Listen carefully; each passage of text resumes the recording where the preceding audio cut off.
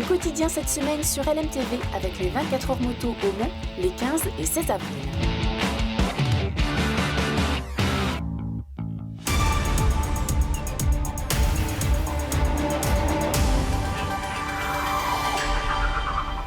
Bonsoir à tous et bienvenue dans ce journal présenté ce soir par Anthony Piton. Bonsoir Anthony. Bonsoir Aurélien, bonsoir à tous. Au sommaire de cette édition, Le Mans a un nouvel évêque.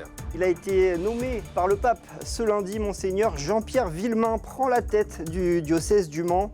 Sa messe d'installation aura lieu le dimanche 21 mai. Le Mans pris d'assaut par les soldats du 2e RIMA, un moment spectaculaire pour célébrer les 60 ans de la présence en Sarthe du régiment. Et puis rencontre avec 2 comédiens sartois dont le court-métrage est sélectionné pour le Festival de Cannes. Et puis on va parler biodiversité Anthony avec notre invité ce soir. Notre invité aujourd'hui c'est Richard Flamand, le secrétaire de France Nature Environnement en Sarthe, qui vient nous parler de la campagne Sentinelle de la haie qui se déploie jusqu'au 15 juin. Mais pour démarrer, on va remonter le temps Anthony. Il y a 60 ans, le 2e RIMA s'installait en Sarthe. Et pour marquer cet anniversaire, le régiment d'infanterie de marine a pris d'assaut le centre-ville du Mans ce samedi. L'occasion pour les Marsouins de montrer leurs équipements et toute l'étendue de leurs compétences. Reportage de Laure Girard. Quand le 2e RIMA prend d'assaut la ville du Mans, même symboliquement, c'est préparé comme une véritable opération. Et comme toute opération, on commence par se fixer des objectifs. Et puis ensuite, après, on avance progressivement.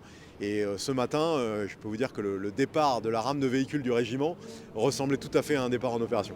C'est une opération rare puisque ça demande un peu d'organisation, de temps et qu'on est assez occupé par ailleurs pour nos opérations au quotidien et nos projections en opération extérieure. Et justement, le 2e régiment d'infanterie de marine, dont le cœur de métier est le combat d'infanterie débarquée, prépare ses prochaines opérations extérieures. Le régiment sera réengagé en opération dans quelques semaines. Une de mes compagnies sera engagée en Guyane dans le cadre de la lutte contre l'orpaillage illégal. Une grande partie du régiment sera engagée avec moi au Niger en force partenaire des forces armées nigériennes durant 4 mois. Et enfin, dès notre retour, une dernière compagnie du régiment sera projetée en Nouvelle-Calédonie dans le cadre des forces de souveraineté. Un régiment qui bénéficie des tout derniers équipements de l'armée de terre, comme le Griffon, véhicule blindé de transport des troupes. Le public est venu en nombre pour découvrir l'univers du 2, comme l'appellent parfois les Marsouins. Ils sont 1150 hommes et femmes résidant en Sarthe à ce jour et 300 réservistes.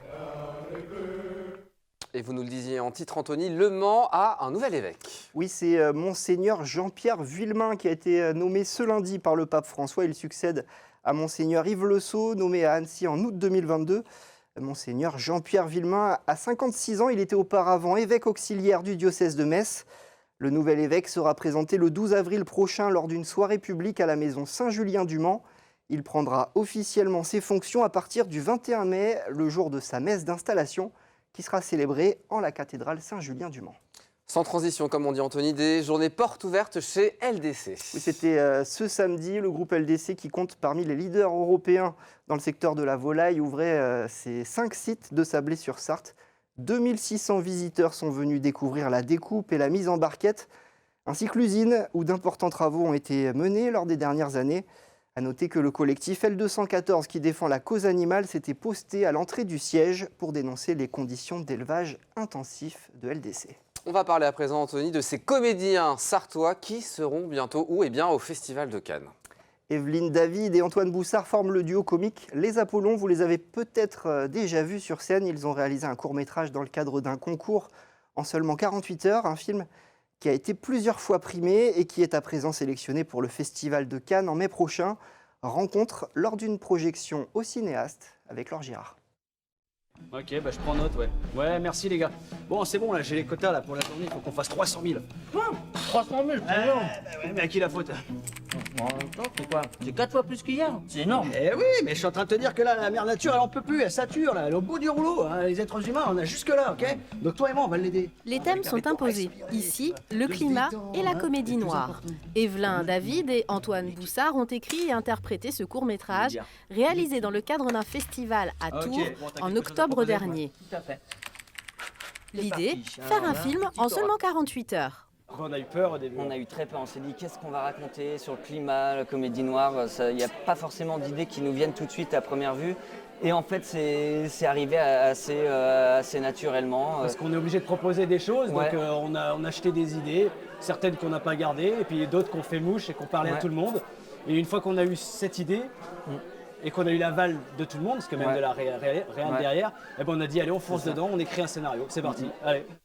Un court-métrage produit par l'équipe de Sleep Day, déjà habituée à l'exercice, et qui vaut à ce beau monde une multitude de prix et une sélection au Festival de Cannes 2023.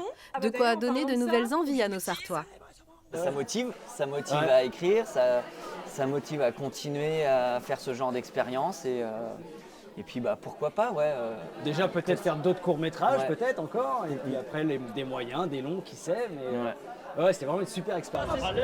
Un film qui fait réfléchir à notre impact climatique, avec une bonne dose d'humour noir. Ça s'appelle Le Grand Ménage, à découvrir sur la page YouTube des productions Sleep Day. Et à noter que les Apollons, Evelyn David et Antoine Boussard seront sur la scène du Comédie au Mans, notez-le bien, les 9 et 10 juin prochains. À présent, Anthony, on va parler de l'opération Sentinelle de la Haye avec notre invité ce soir, Richard Flamand, secrétaire de France Nature Environnement dans notre département. Bonsoir Richard Flamand. Bonsoir. Alors, votre association a lancé cette opération Sentinelle de la Haye jusqu'au 15 juin. En quoi ça consiste exactement ? Eh ben voilà, on a le sentiment que beaucoup de haies disparaissent. On coupe beaucoup pour faire du bois, pour faire de la place. Et il était grand temps de relancer ces questions-là. On coupe plus qu'on replante ? Oui. Dernier chiffre, en Sarthe, on avait dit effectivement que on était à peu près à l'équilibre, mais au jour d'aujourd'hui, on coupe vraiment beaucoup. Est-ce le besoin de bois de chauffage, que sais-je ? Donc aujourd'hui, vous voulez réaliser un état des lieux, c'est ça, des haies qui existent en Sarthe ? Voilà, notre association a des référents un peu partout sur le département et un peu partout dans le département. Là où il reste des haies, on voit qu'elles disparaissent. Donc effectivement, alerter, signaler, documenter à chaque fois qu'une haie est coupée. Et donc pour ça, vous invitez les gens à devenir des sentinelles des haies. Donc tout le monde peut devenir une Voilà, sentinelle une finalement. sentinelle de la haie ou une sentinelle de la nature, mais effectivement, sur notre plateforme Sentinelle de la haie, Sentinelle de la nature, il y a la possibilité de partager une information, de lancer une alerte. Et donc il s'agit aussi de donner des informations sur les endroits où les haies sont dégradées, sont abîmées, c'est ça, par les activités humaines ? Oui, par toutes les activités humaines. Hein. Ça peut effectivement être l'agriculteur qui a besoin de place, ça peut être le néo-rural qui se dit qu'après tout, cet arbre-là lui fait de l'ombre. Et ce qui nous gêne, c'est qu'effectivement, on voit disparaître comme ça des beaux arbres. On voit donc disparaître les biotopes où peuvent nicher qui les chauves-souris, qui les oiseaux, etc. Donc, c'est pas seulement l'arbre, c'est pas seulement le bocage, mais c'est aussi toute la biodiversité qui marche avec. Oui, parce que ces haies, elles sont très importantes pour l'environnement. C'est aussi important pour l'eau. C'est important pour l'eau parce qu'effectivement, ce réseau de haies contribue à ralentir l'écoulement de l'eau. Ouais. Hein, on parle de sécheresse, mais on parle aussi assez régulièrement d'érosion des sols. Hein. Quand il y a un gros orage, on voit effectivement les terres labourées qui descendent dans les fossés, dans les rivières, sur les routes. Donc le réseau de bocage, il sert aussi à ça. Et les oiseaux, vous en parliez, là on est en pleine période justement de nidification. De nidification, Ouais. voilà, absolument, les Et espèces... ces haies, elles sont très importantes pour la reproduction finalement des oiseaux. Absolument, parce que quand un nid est dérangé, effectivement, la ponte est perdue et c'est dommage.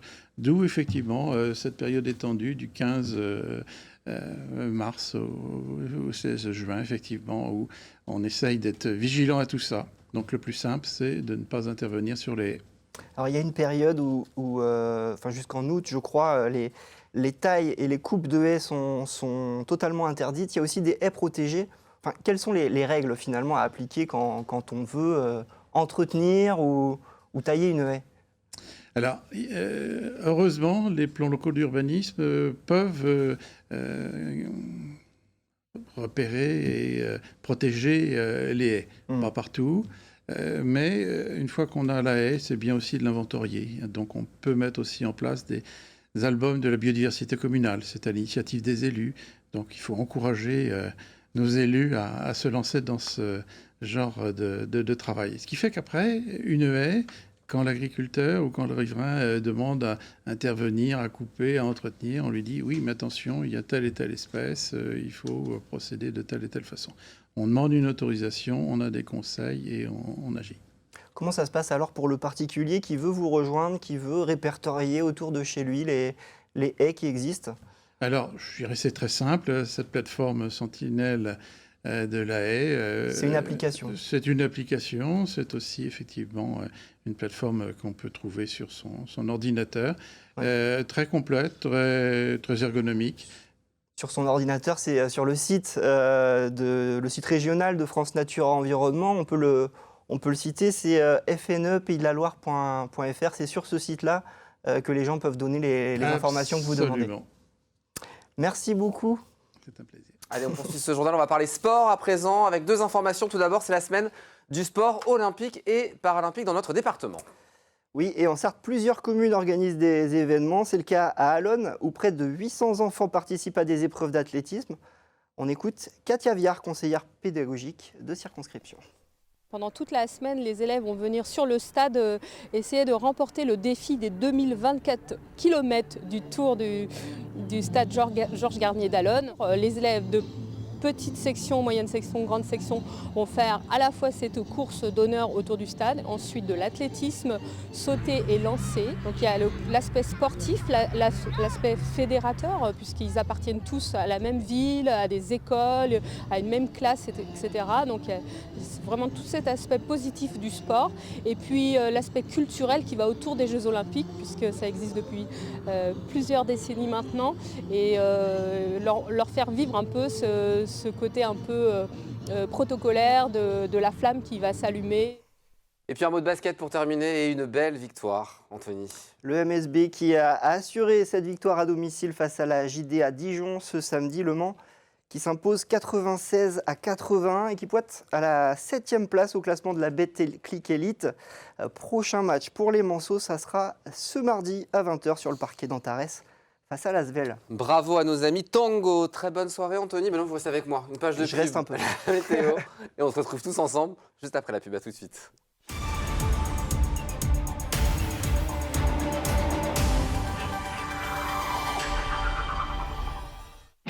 Au quotidien cette semaine sur LMTV avec les 24 heures moto au Mans, les 15 et 16 avril.